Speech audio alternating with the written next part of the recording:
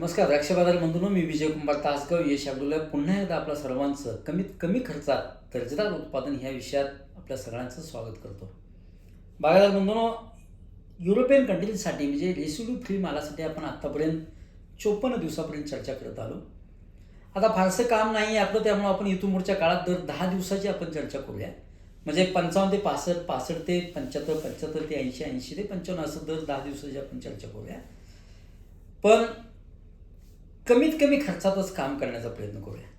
बागायतदार बंधूंनो, हा जो आपला संवाद होतोय, ह्या संवादातली प्रत्येक गोष्ट आपण बागेत औषधाच्या बाबतीत करायलाच पाहिजे अशातला भाग अजिबात नाही आहे. परिस्थितीनुसार काही वेळा मी स्प्रे सांगत असतो, ते स्प्रे चेंजसुद्धा होत असतात. बऱ्याच वेळा ॲलर्टची फवारणी आपण सांगितलेली आहे, पण बागेत तशी गरज नसेल तर आपण तो स्प्रे टाळलासुद्धा पाहिजे, तो स्प्रे घेतलाच पाहिजे अशातला भाग अजिबात नाही आहे. त्यासाठी आपण प्रशिक्षण देत असतो. माझी विनंती आहे, खरोखर प्रशिक्षण घ्या. म्हणजे जे असे चार्ट तयार करतो आम्ही, गुढी छाटणीचे चार्ट असतील किंवा खरड छाटणीचे चार्ट असतील, तिथं ज्या आम्ही फवारण्या सांगतो त्या फवारण्या करायलाच पाहिजेत किंवा नाही, किंवा एखादी फवारणी एक्स्ट्रा करावी लागेल का, ह्यातली फवारणी टाळली तर चालेल का, हे समजून घेता येईल अशासाठी गेली 6 वर्ष झालं आपण प्रशिक्षण देतोय. खूप सुंदर रिझल्ट्स बागायतदारांना मिळत आहेत. बागायतदार बंधूंनो, आज आपण चर्चा करतोय 55 ते 65 दिवसांच्या दरम्यान बागेत युरोपियन कंट्रीजसाठी म्हणजे रेसिड्यू फ्री मालासाठी काय स्प्रे द्यावेत ह्या संदर्भात. खताच्या मात्रा आपण पांदेट परीक्षणातून करतोय आणि तेवढीच खतं बागेला देण्याचा प्रयत्न करतोय, कारण धरती माता आहे, तिच्यात सगळं आहे. जे कमी पडतंय तेवढंच फक्त देण्याचा प्रयत्न करायचा आहे. बागायतदार बंधूंनो, आपण 95व्या दिवशी पाठिंबाच्या व्हिडिओमध्ये बोललोय आपण. तिथं थायोनिट्री 100 लिटर पाण्याला 100 gram, H chelated calcium 100 gram आणि 50 ग्रॅम अबॅमॅक्टिन आपण देतोय. 56ला आपण पुन्हा स्प्रेची आवश्यकता नाही आहे असं समजतोय आणि 97व्या दिवशी आपण ट्रायकोसुडो फवारणी देतोय. ट्रायकोसुडो बॅसी जरी दिलं तरी सुद्धा, म्हणजे ट्रायकोडर्मा, सुडोमोनस आणि बॅसिलस अशी आपण फवारणी देतोय.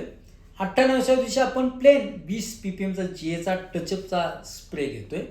59व्या दिवशी आपण ॲग्रेसिव्ह एच चिलेटेड कॅल्शियम आणि एच चिलेटेड बोरॉन अशी आपण फवारणी देतोय. 60व्या दिवशी पुन्हा आपण ट्रायकोसुडो बॅसीची फवारणी देतोय. शक्य असेल तर यात ग्रीन कॉम्बी 100 लिटर पाण्याला 200 ग्रॅम आपण त्यात टाकू शकतो. 61व्या दिवशी मनी लांब करण्याचं जे शेड्यूल ते पाठिंबाच्या व्हिडिओमध्ये आपण बोललो ते ऐका आणि त्या पद्धतीनं डिपिंग घ्या किंवा स्प्रे करा. त्या पद्धतीनं आपण क्लासिक, वाय पॉवर आणि सुपरशक्ती कंबाईन आपण तिथं देण्याचा प्रयत्न केला आहे. तेव्हा वेगळ्या व्हिडिओमध्ये आपण त्यात बोललो आहे. 63व्या दिवशी आपण 100 लिटर पाणी, 25 मिली स्कोर, 100 ग्रॅम थायोनिट्री आणि 300 ग्रॅम मॅग्नेशियम सल्फेट आणि 100 ml कराटे असे आपण स्प्रे देतोय. 64 किंवा 65व्या दिवशी आपण एकरी 10 ते 12 किलो गंधक आपण डस्टिंग करतोय. जर भुरीची आपल्याला आवश्यकता वाटत असेल तर, भुरीसाठी आपल्याला आवश्यकता वाटत असेल तर. 65व्या दिवशी आपण पुन्हा टचअपचा एक 20 ppmचा स्प्रे देतोय. बागायतदार बंधूंनो, ह्या जो संवाद आहे ना, ह्यातलं सगळंच काम करायला पाहिजे अशातला भाग नाही, किंवा काही ठिकाणी ह्याच्यापेक्षा थोडंसं जास्त काम करावं लागेल. परंतु पांदेट परीक्षण मस्ट आहे, अत्यंत महत्त्वाचं आहे. कारण फ्लॉवरिंगमध्ये कोणते मॉलिक्यूल जास्त लेवलला ठेवायचे आहेत, त्याच्या अगोदर कोणते मॉलिक्यूल अप लेवलला ठेवायचे आहेत.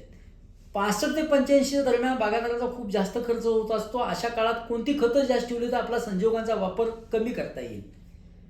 ह्या सगळ्या विषयात जर खत नियोजन आपण चांगलं ठेवण्याचा प्रयत्न केला तर नक्की आपला इतर खर्चसुद्धा चांगला वाचू शकतो. बागायतदार बंधूंनो, शेती कमीत कमी खर्चातच पण दर्जेदार उत्पादनासाठीची करूया. धन्यवाद.